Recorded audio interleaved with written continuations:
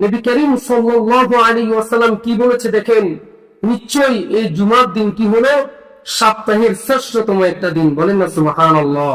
শুধু তাই নয়, এই দিনটি আল্লাহর নবী মুহাম্মদুর রাসূলুল্লাহ সাল্লাল্লাহু আলাইহি ওয়াসাল্লাম ইরশাদ করতেছে, এই দিনটি আল্লাহ পাক রব্বুল আলামিনের দরবারে এত বেশি মর্যাদাময় একটা দিন, এত বেশি ফজিলতপূর্ণ একটা দিন।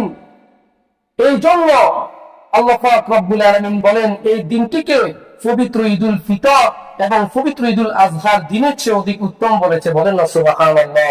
দেখেন নবী করিম সাল্লাল্লাহু তাআলা আলাইহি ওয়াসাল্লাম বলতেছে যে ঈদুল ফিতর ঈদগাহের মধ্যে আল্লাহ পাক রব্বুল আলামিন বলতেছে, আমি শুধু রমজান ব্যতীত শুধু ঈদের দিন ঈদুল ফিতরের দিন আমি 18 লক্ষ জাহান্নামীকে ক্ষমা করে দিই। বলেন না সুবহানাল্লাহ। তাহলে কেমন একটা ফজিলতপূর্ণ দিন।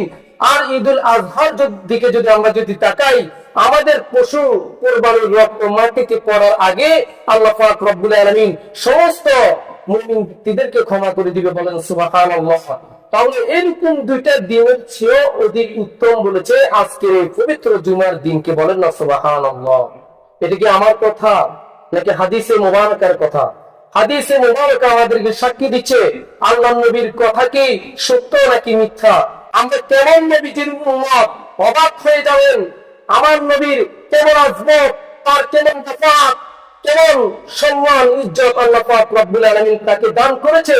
আমি যে আপনাদেরকে খুতবা শুনতে বলেছিলাম, ওয়ামা আরসালনাকা ইল্লা রাহমাতাল লিল আলামিন, হে হাবিব আমি আপনাকে এই পৃথিবীর জমিনের মধ্যে রহমত স্বরূপ হিসেবে প্রেরণ করেছি। বলেন না সুবহানাল্লাহ।